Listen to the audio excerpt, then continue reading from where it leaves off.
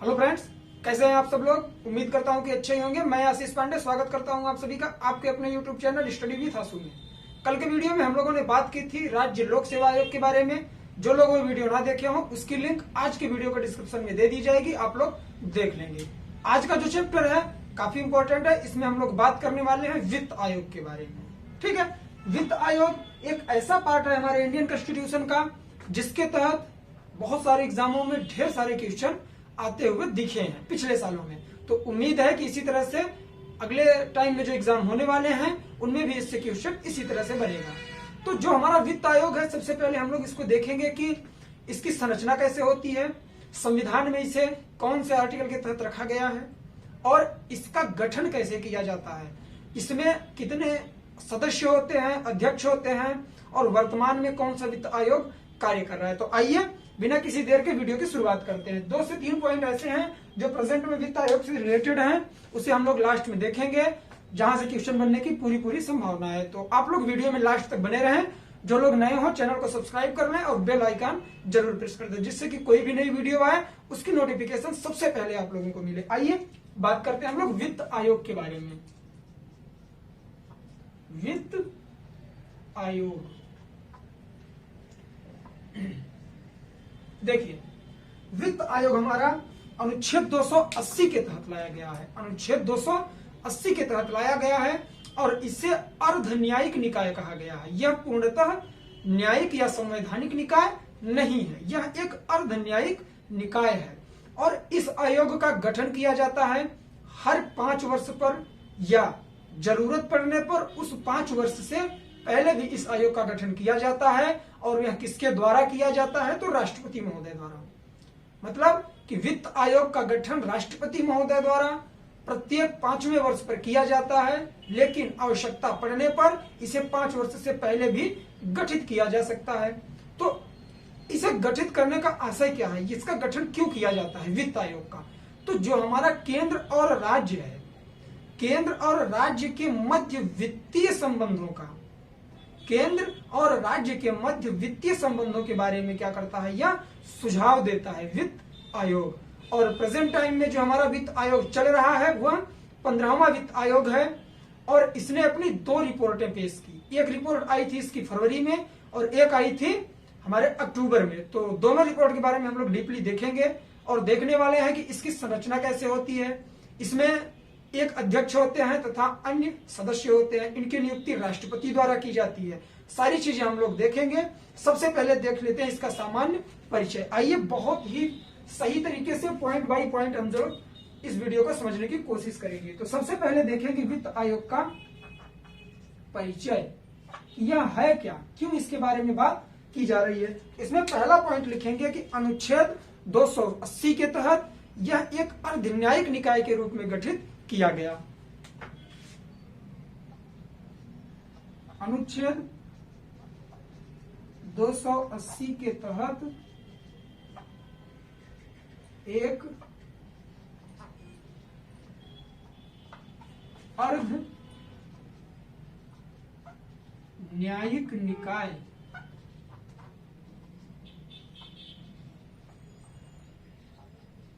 के रूप में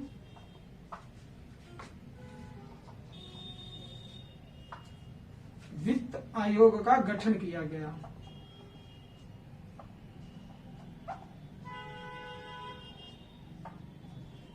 गठन किया गया।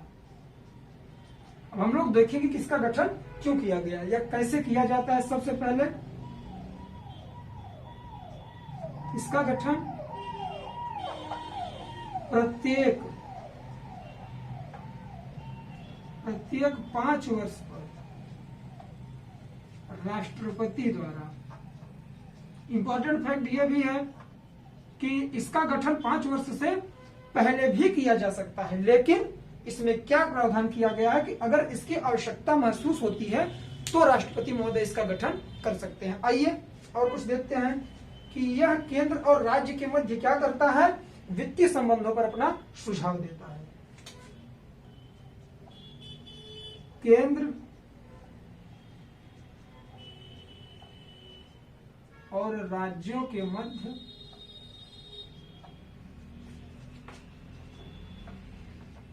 वित्तीय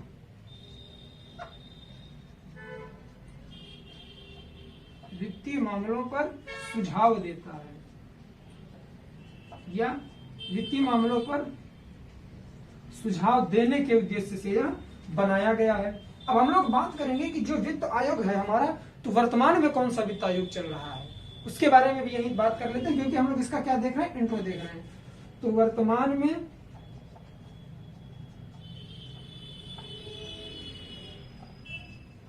पंद्रहवां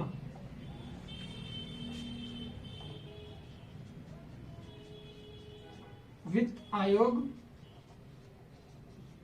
कार्यरत है और इसी का सब पॉइंट है कि इसके अध्यक्ष कौन है, इसके अध्यक्ष हैं एनके सिंह।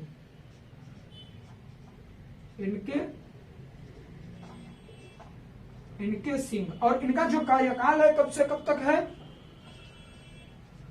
2020 से 2025 तक यह अपने पद पर बने रहेंगे। ठीक है, तो अब बात करेंगे कि जो हमारा ये वर्तमान में 15वां वित्त आयोग है, 15वां वित्त आयोग है, यह कार्यरत है, तो इसमें क्या विशेष है, लास्ट में भी हम लोग इसके बारे में बात करेंगे।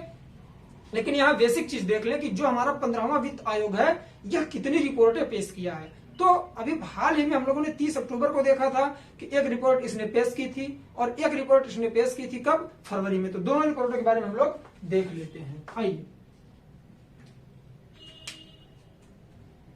इसने अपनी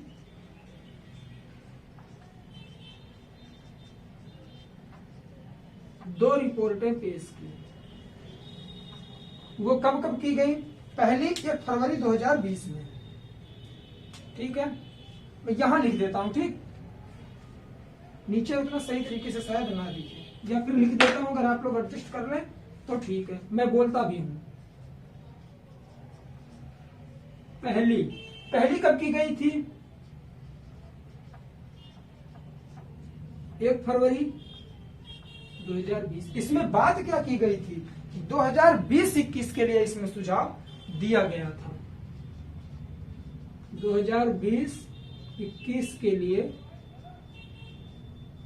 सुझाव किस रिपोर्ट में, पहली रिपोर्ट में। इस पहली रिपोर्ट को हम लोग वीडियो के लास्ट में डीपली समझेंगे। इसके तहत राज्यों को कुछ छूट दी गई थी करों में, तो उस पर भी हम लोग बात करेंगे। अब बात करेंगे कि दूसरी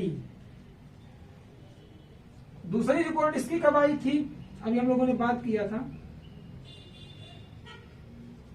30 अक्टूबर 2020 को। इसमें 2021 से 2026 तक के लिए सुझाव के बारे में बात की गई है। तो इसके परिचय से इतने इंपॉर्टेंट फैक्ट थे, आप लोग इसे नोट डाउन करिए या फिर स्क्रीनशॉट लीजिए, तो फिर मैं आगे बढ़ता हूं, बात करूंगा इसकी संरचना के बारे में। ठीक है, तो आप लोग इसे नोट डाउन करिए। उम्मीद करता हूं कि आप लोग स्क्रीनशॉट ले चुके होंगे। तो आइए बात करते हैं। हम लोगों को क्या है ना कि वीडियो थोड़ा जल्दी कवर करने की कोशिश करनी है, चीजें एकदम फैक्ट ही बोलूंगा। मेरी जो वॉइस है इस पे आप लोग ध्यान दीजिए और सही तरीके से कलेक्ट करने की कोशिश कीजिए। क्यों, क्योंकि इसमें जो फैक्ट है याद करने लायक कुछ है ही नहीं। सारे फैक्ट आप लोगों को वीडियो के तहत ही याद हो जाएंगे अगर आप लोग भी कंसंट्रेट होकर एकदम फोकस करके चीजें सुनेंगे, वीडियो को देखेंगे। तो हमें नहीं लगता कि एक बार से दूसरी बार देखने की भी जरूरत पड़ सकती है। आइए बात करते हैं इसके संरचना के बारे में। संरचना जो है हम लोग पहले से देखते आ रहे हैं कि संरचना में हमेशा बात होती है कि इसमें कितने अध्यक्ष हैं, कितने सदस्य हैं, उनकी नियुक्ति कौन करता है और उनका कार्यभार क्या कैसे किया जाता है। तो इसमें एक अध्यक्ष तथा अन्य सदस्यों के साथ इसका गठन किया जाता है। प्रमुख तौर पर एक अध्यक्ष होते हैं तथा इनके साथ कुछ अन्य सदस्य भी होते हैं जिनकी नियुक्ति दोनों की राष्ट्रपति महोदय करते हैं। ठीक है, अध्यक्ष और सदस्य दोनों की नियुक्ति कौन करता है, राष्ट्रपति महोदय करते हैं। और इनकी पुनर्नियुक्ति भी की जा सकती है। मैं ये बात क्यों कर रहा हूं, क्योंकि जब हम लोगों ने क्या देखा था, संघ लोक सेवा आयोग और राज्य लोक सेवा आयोग, तो उसमें यह प्रावधान किया गया था कि इनकी पुनर्नियुक्ति नहीं की जा सकती। जो पिछले वीडियो ही थे, जो लोग ना देखे हो सारे वीडियो आप लोगों को प्लेलिस्ट में मिल जाएंगे, आप लोग देख सकते हैं। तो हम लोग बात क्या कर रहे थे कि जो इसके अध्यक्ष हैं या सदस्य हैं, इनकी पुनर्नियुक्ति भी हो सकती है। मतलब एक बार ये अपने पद पर आए, इनका कार्यकाल खत्म हुआ, लेकिन फिर से दूसरी बार भी यहाँ सेलेक्ट किए जा सकते हैं उसी पद के लिए। तो ये इसका क्या है, इंपॉर्टेंट फैक्ट है, इसे हम लोग क्या करेंगे, नोट डाउन करेंगे। आइए बात करते हैं। संरचना के तहत सबसे पहला फैक्ट इसका निकल के आता है कि इसमें एक अध्यक्ष तथा अन्य सदस्य होते हैं।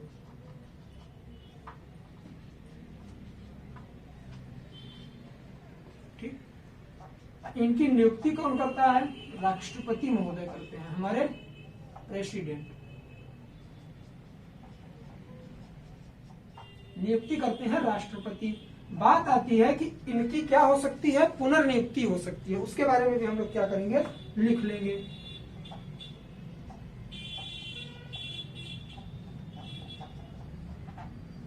पुनर्नियुक्ति की जा सकती है।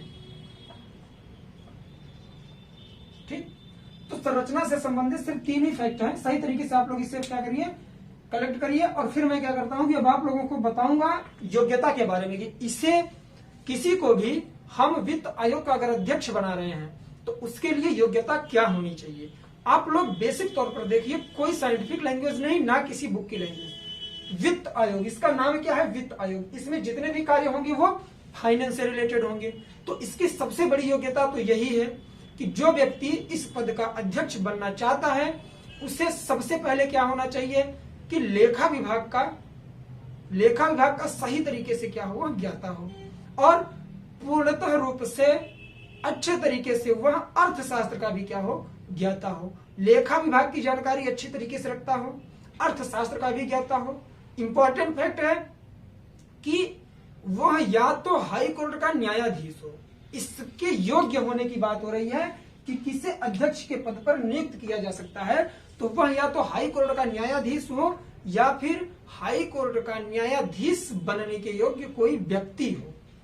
समझ रहे हैं आप लोग, मतलब कि ऐसा व्यक्ति जो हाई कोर्ट का न्यायाधीश है वह नियुक्त किया जा सकता है अध्यक्ष के पद पर। लेकिन ऐसा भी व्यक्ति नियुक्त किया जा सकता है जो प्रेजेंट टाइम में हाई कोर्ट का न्यायाधीश ना हो लेकिन हाई कोर्ट की न्यायाधीश होने की योग्यता रखता हो, तो वह भी पद पर क्या हो सकता है, नियुक्त किया जा सकता है।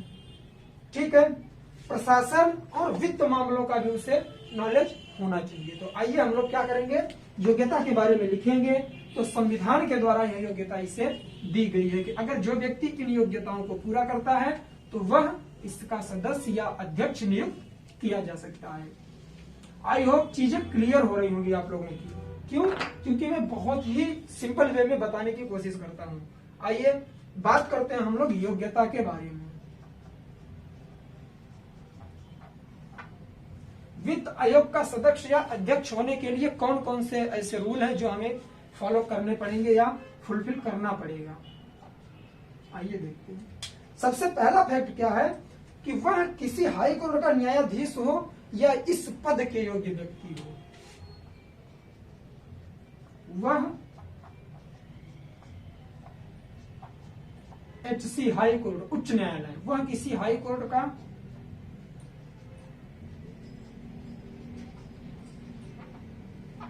न्यायाधीश हो या इसके योग्य व्यक्ति हो। क्या निकल के आता है कि वह प्रेजेंट में हाई कोर्ट का न्यायाधीश हो तो भी नियुक्त किया जा सकता है, लेकिन अगर वह न्यायाधीश बनने की योग्यता रखता है तो भी उसे इस पद पर क्या कर सकते हैं, नियुक्त कर सकते हैं। दूसरा पॉइंट आता है ऐसा व्यक्ति जिसे भारत के लेखा और वित्त मामलों का विशेष ज्ञान हो। ऐसा व्यक्ति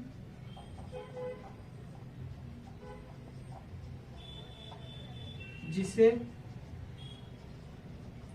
भारत के लेखा एवं वित्त मामलों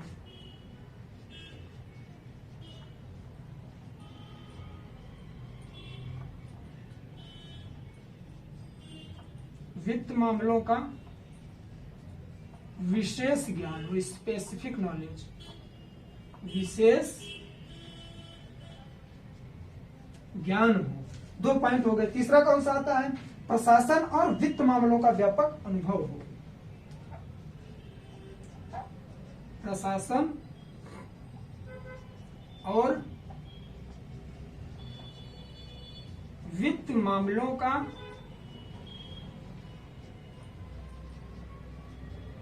व्यापक अनुभव का मतलब है विस्तार से का व्यापक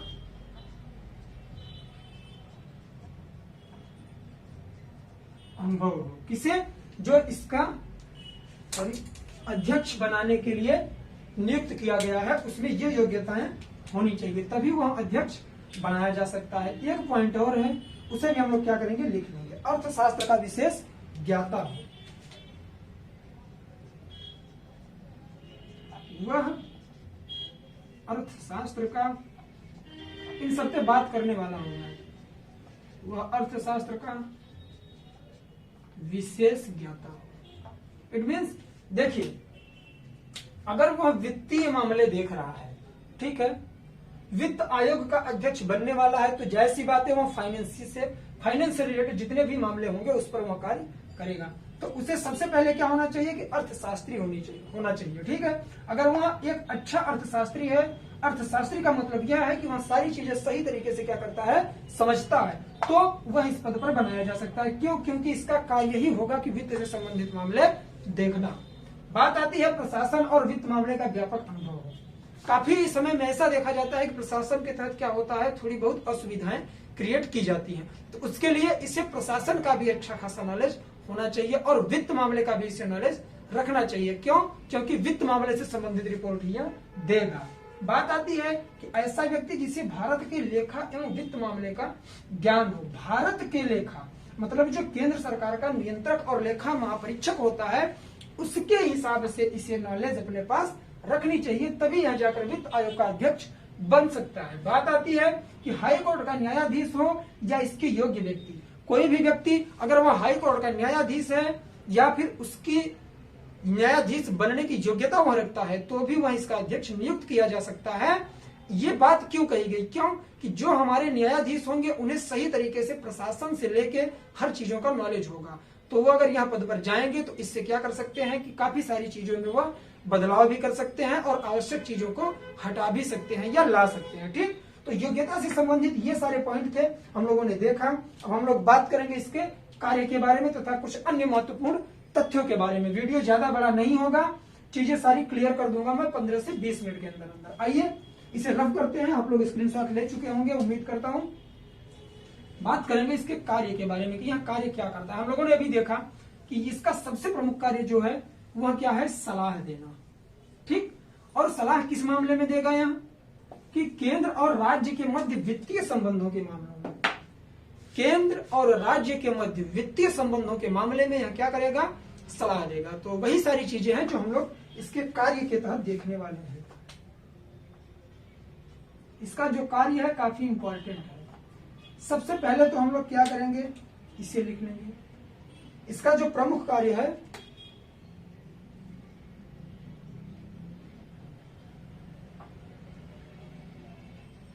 मुख्य कार्य,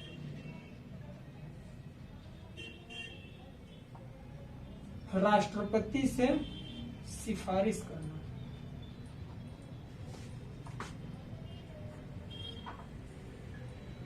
किन मामलों पर यह सिफारिश करेगा वही हम लोग अब यहाँ देखने वाले हैं। ठीक है, तो एक दो मामले हैं। देखिए इसकी जो प्रकृति है ना वह सलाहकारी प्रकृति, हम लोग आगे बात करेंगे। इसे मानने के लिए सरकार बाध्य नहीं है, यह केवल सिफारिश कर सकता है कि महोदय इन चीजों पर आप ऐसे कार्य करें या फिर ऐसा इस कार्य को करने की अनुमति दें। तो यह सिर्फ सिफारिश करने की इसकी प्रकृति है, सिर्फ सलाह देने की, और इस सलाह को सरकार माने या ना माने उसके ऊपर है। ठीक, तो ये बात आप लोग हमेशा रखिएगा कि वित्त आयोग एक क्या है, अर्ध न्यायिक संस्था है। यह केवल सलाह देती है और इसके सलाह को मानने के लिए सरकार हमारी बाध्य नहीं है। ठीक, आइए देखते हैं। संघ और राज्यों के बीच करों के, चीजें लिखेंगे सही से। संघ और राज्यों के बीच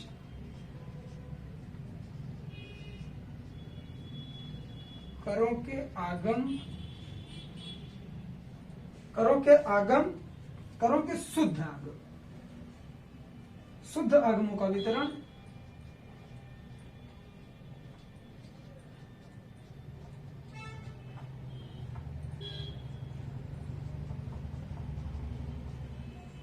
शुद्ध आगमों का वितरण और राज्यों के बीच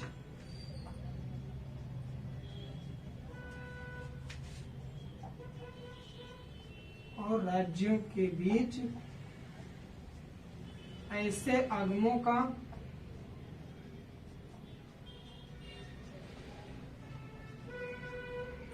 आवंटन। आवंटन का मतलब यह है कि सभी राज्यों में इसे बराबर भागों में क्या करना, डिवाइड कर करके उन्हें देना। बात आती है इसे समझने की कि संघ और राज्यों के बीच करों के शुद्ध आगमों को, पॉइंट है इसे आप लोग याद करिएगा। शुद्ध आगम, शुद्ध आगम से आशय यह है कि जो भी कर मिलता है, जो भी कर मिलता है कहाँ, स्टेट के थ्रू या सेंट्रल गवर्नमेंट के थ्रू, उन करों में डिवाइडेशन करना, पार्टीशन करना, उसे बांटना। किनके बीच में, केंद्र और राज्यों के बीच में उसका क्या करना, आगमों का आवंटन करना। आगम का आशय यही हुआ कि जो हमारे कर मिलते हैं उस कर के बारे में बात की जा रही है यहाँ। तो ये इंपॉर्टेंट फैक्ट था। अब एक नोट करके बात आती है, उसे हम लोग क्या करेंगे, लिख लेंगे, ज्यादा इंपॉर्टेंट है, वह क्वेश्चन वहां से बन चुका है। आपके 3 से 4 राज्य ऐसे हैं जिनके बारे में क्या होता है कि 1960 तक हमारा वित्त आयोग फाइनेंशियली सपोर्ट करता था उन्हें। तो वो कौन कौन से स्टेट हैं हमारे, उन्हें हम लोग देखेंगे। तो सबसे पहले बिहार है, झारखंड है, पश्चिम बंगाल है और हमारा आसाम है। इन 4 स्टेट में 1960 तक वित्त आयोग जूट के उत्पादन के लिए, इंपॉर्टेंट है इसीलिए बात कर रहा हूं, जूट के उत्पादन के लिए क्या करता था, फाइनेंशियली सपोर्ट करता था उन्हें। आइए यही बात हम लोग लिखेंगे, यहाँ नोट करके इसे हम लोग लिखेंगे सही तरीके से और याद करेंगे।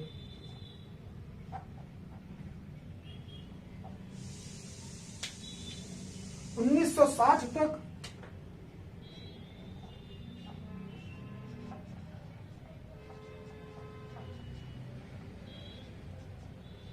वित्त आयोग द्वारा असम, बिहार, उड़ीसा, ये इंपॉर्टेंट है, असम, बिहार, उड़ीसा और पश्चिम बंगाल।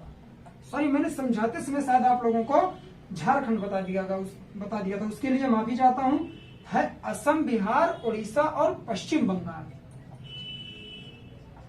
ठीक है, फैक्ट क्या है कि 1960 तक वित्त आयोग द्वारा असम, बिहार, उड़ीसा व पश्चिम बंगाल को प्रत्येक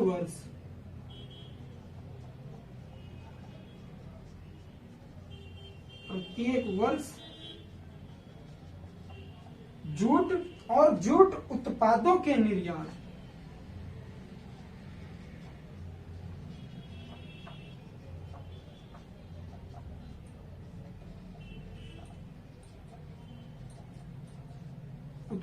निर्यात, शुल्क में सहायता राशि दी जाती थी।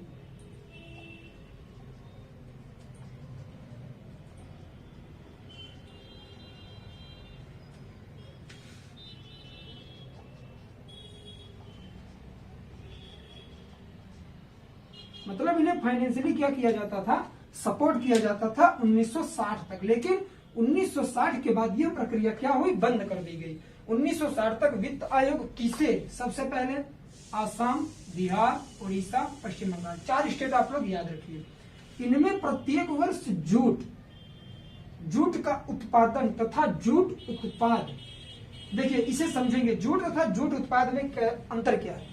सबसे पहले जूट का प्रोडक्शन कैसे हो रहा है, जूट कैसे पैदा की जा रही है, उपजाई जा रही है, फिर जूट के द्वारा जो उत्पाद बनाए जा रहे हैं। जैसे हम लोग देखते हैं कि सबसे पहले क्या होता है, गेहूं का उत्पादन होता है, फिर गेहूं से ब्रेड बनाया जाता है। तो गेहूं से जो ब्रेड बनाया गया वह गेहूं का ही उत्पाद माना जाएगा। जब हम लोग इकोनॉमिक्स लेके आएंगे, अर्थशास्त्र, तो उसमें हम लोग इन सारी चीजों पर बहुत डीपली बात करने वाले हैं, सारी चीजें क्लियर हो जाएंगी। यहाँ जिसकी जरूरत है हम लोग उसे क्या करते हैं, समझ लेते हैं। देखिए हमारी जो स्टडी है ना, इसमें ऐसे ऐसे वर्ड मिलेंगे आप लोगों को सब्जेक्ट में कि वो समझने में काफी डिफिकल्ट लगेगा, देखने में इजी लगता है। अब देखिए यहाँ लिखा है जूट तथा जूट उत्पादों के निर्यात, मतलब सबसे पहले जूट पर दी जाती थी छूट, ठीक है।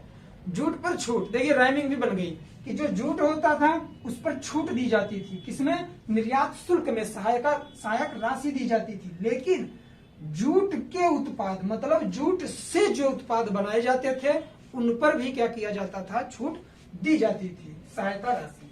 तो नोट करके ये चीज हम लोग नोट डाउन कर लिए होंगे। अब एक बार हम लोग रिकॉल करेंगे क्या, कि इसकी सलाहकारी भूमिका के बारे में, वह क्या है और कैसे कार्य करती है। आइए बात करते हैं, उसे भी लिखेंगे। चीजें इजी हैं, मुझे नहीं लगता कि आप लोगों को याद नहीं हो रहा होगा।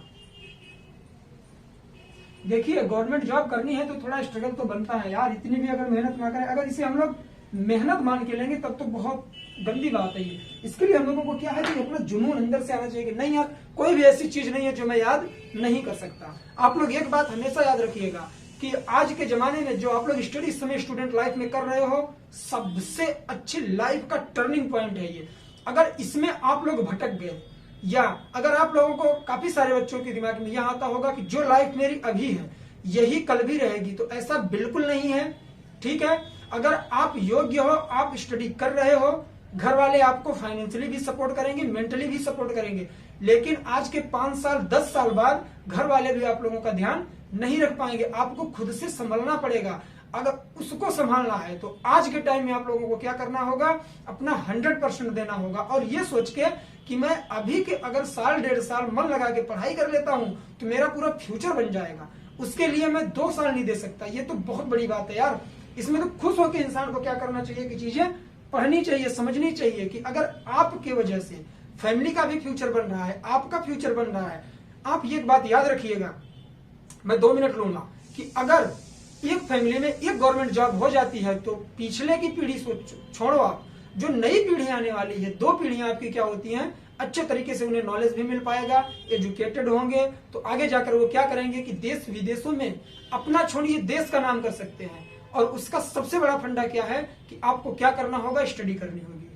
प्यारे दोस्तों, अगर आप लोगों को स्टडी जिस दिन अच्छी लगने लग गई, उस दिन आप लोग समझ लो कि लाइफ का सबसे बड़ा आप लोगों ने गोल अपना क्या कर लिया है, अचीव कर लिया। इसलिए पढ़ाई को कभी पढ़ाई मान के बैठिए ही मत, उसे सिर्फ ये सोचिए कि मैं ये जो चीज कर रहा हूं इससे मेरा छोड़ो मेरे फैमिली का भी फायदा होने वाला है।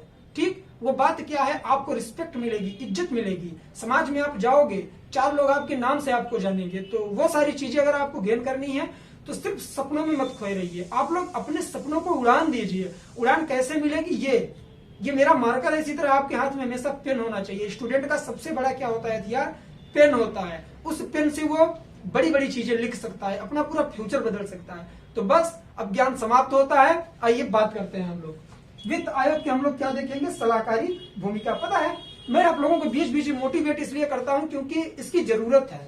काफी सारे बच्चे ऐसे हैं कि उन्हें लगता है कि जो मेरी लाइफ अभी चल रही इसी तरह से बराबर चलेगी हमेशा, ऐसा बिल्कुल नहीं है। इस गुमान में अगर आप लोग हो तो इसे माइंड से निकाल दीजिए, सही तरीके से पढ़ाई करिए, और मुझे नहीं लगता कि आप लोग सेलेक्ट नहीं होंगे। अच्छे तरीके से पढ़ाई कर रहे हैं और सिलेक्शन आपके पीछे दौड़ेगा। ठीक है, आइए बात करते हैं इसकी जो सलाहकारी भूमिका है। सलाहकारी भूमिका, सबसे पहले देखेंगे कि सिफारिशों की प्रकृति सलाहकारी होती है और सरकार मानने के लिए बाध्य नहीं होती है।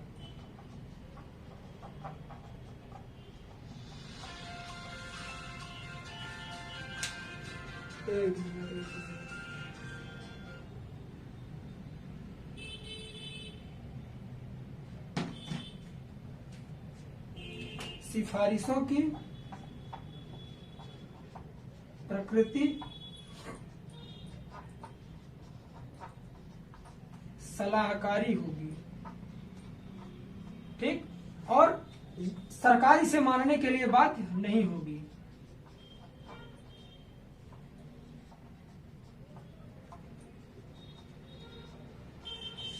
सरकार इसे मानने के लिए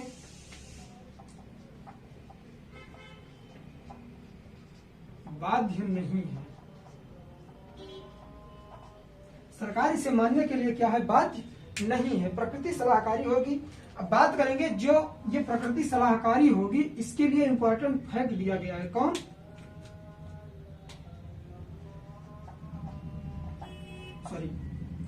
चौथे वित्त आयोग के अध्यक्ष, चौथे वित्त आयोग के अध्यक्ष केसी नियोगी महोदय ने, नियोगी ने यह प्रावधान दिया था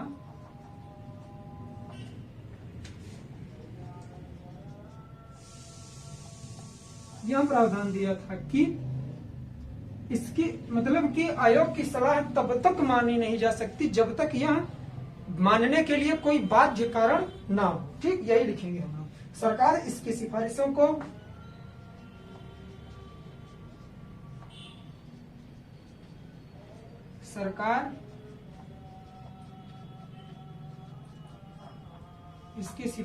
को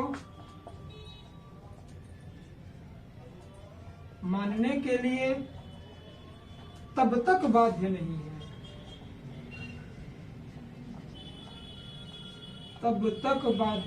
है, जब तक कि इसे मानने का कोई बाध्यकारी कारण ना हो। ये मैंने ये सेंटेंस क्यों लिख दिया, क्योंकि ये अगर आप लोग यूपीएससी की प्रिपरेशन कर रहे होंगे, मेंस में आया, अगर मेंस में आप लोगों ने इसके बारे में लिखा कि यह बाध्यकारी क्यों नहीं है, और उसमें आपने क्या डाल दिया, कोटेशन डाल दिया किसका, केसी नियोगी महोदय की, जो चौथे वित्त आयोग के अध्यक्ष थे, तो आप लोगों को उस एक्सप्लेन से भी बढ़िया इसमें आंसर नंबर आप लोगों को अंक मिल सकता है। क्यों? हमेशा आप लोग क्या किया करिए, अगर चीजें लिख रहे हैं किसी एग्जाम में तो कोटेशन जरूर डाल दिया करिए। उससे क्या होता है कि एग्जामिनर प्रभावित होता है, उसे लगता है कि इस स्टूडेंट ने डीपली स्टडी की है। ठीक है, तो ये सारी चीजें सलाहकारी भूमिका के तहत हमारी हो गई। और अब इसमें देखेंगे कि इसके प्रथम कौन थे, प्रथम अध्यक्ष कौन थे, वर्तमान में कौन है। ठीक, प्रथम अरे यार, ये जो केसी नियोगी हैं, ये हमारे क्या थे, प्रथम अध्यक्ष थे इसके। और जिन्होंने ये सलाह दी थी वो कौन है हमारे, वो है हमारे पीवी राजमन्ना, पीवी राजमन्ना, माफ करिएगा कि चौथे वित्त आयोग के अध्यक्ष पीवी राजमन्ना थे जिन्होंने यह सलाह दी थी। और अब देखेंगे कि इसके प्रथम अध्यक्ष कौन थे। सॉरी, मैं केसी नियोगी के बारे में मैंने बात कर दी थी। आप लोग इसे क्या करिएगा, अगर लिख लिए होंगे तो उसके लिए माफी चाहता हूं। आप लोग इसे क्या करेंगे कि एक बार इसे मेट के रफ करके आप लोग क्या करेंगे, पीवी राजमन्ना का नाम इसमें लिख लेंगे, क्योंकि चौथे वित्त आयोग के अध्यक्ष पीवी राजमन्ना महोदय जी थे। उसके लिए मैं फिर से माफी मांग रहा हूं आप लोगों से। और ये जो प्रथम अध्यक्ष थे वो थे केसी नियोगी। चीजें बताते समय क्या होता है कि अध्यक्षों का नाम जो होता है वो कंफ्यूज हो जाता है आदमी। तो जब मैंने अभी देखा कि प्रथम अध्यक्ष के बारे में बात करनी है, तो प्रथम अध्यक्ष तो केसी नियोगी थे, तो चौथे अध्यक्ष ये कैसे हो गए, तो वो पीवी राजमन्ना थे। ठीक, उन्होंने ये कोटेशन दिया था। केसी नियोगी पहले अध्यक्ष थे किसके, वित्त आयोग के। वर्तमान में कौन है, वर्तमान में है हमारे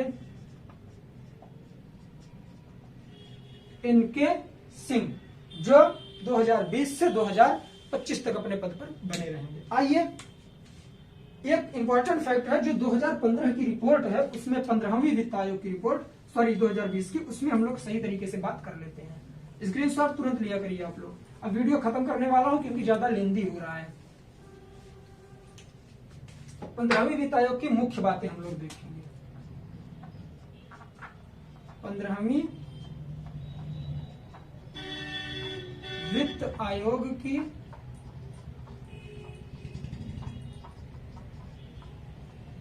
मुख्य बातें, इसमें सबसे पहली मुख्य बात यह है कि इसके जो अध्यक्ष हैं वो कौन है, आपके एनके सिंह हैं। और इसने अपनी 2 रिपोर्टें पेश की। पहली रिपोर्ट आई थी इसकी कब, फरवरी में हम लोगों ने देखा। दूसरी रिपोर्ट आई थी 30 अक्टूबर 2020 को। ठीक, तो इसमें पहली रिपोर्ट के बारे में हम लोग बात करेंगे, राज्यों को टैक्स का हस्तांतरण, पहली रिपोर्ट के बारे में।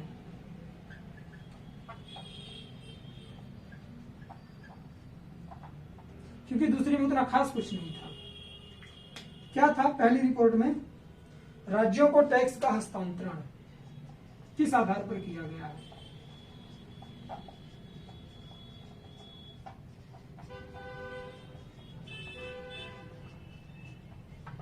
देखिए, इसके लिए जो प्रावधान किया गया है, केंद्र के टैक्स में राज्यों के हिस्से को 2015 से 20 के अलावा 20-21 में कम करने की बात की गई है। केंद्र के टैक्स में राज्यों के हिस्से को, केंद्र के कर में राज्यों के हिस्से को, राज्यों के हिस्से को घटाने की बात की गई है, बात की गई है। ठीक, उसमें क्या दिया गया है कि 2015 से 20 की तुलना में 2020-21 में कर क्या होगा, घटा दिया जाएगा। 2015 से 20 की तुलना में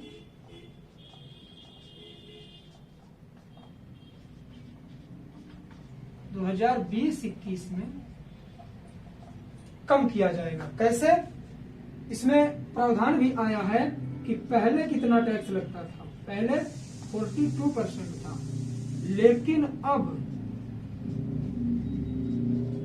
कितना लगता है, 41% दिया गया है राज्यों के बारे में। बात आता है कि जो हमारे नए 2 यूनियन टेरिटरी बनाए गए हैं, कौन कौन से?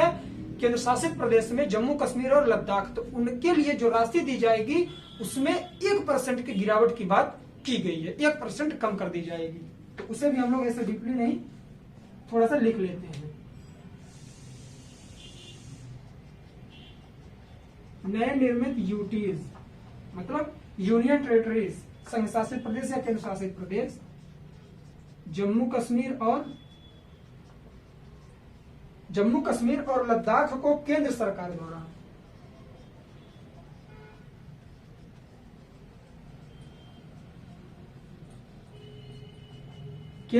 द्वारा धनराशि देने के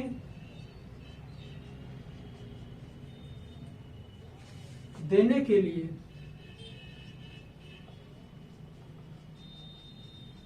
धनराशि देने के लिए क्या किया गया है, 1% की गिरावट की गई है, 1% की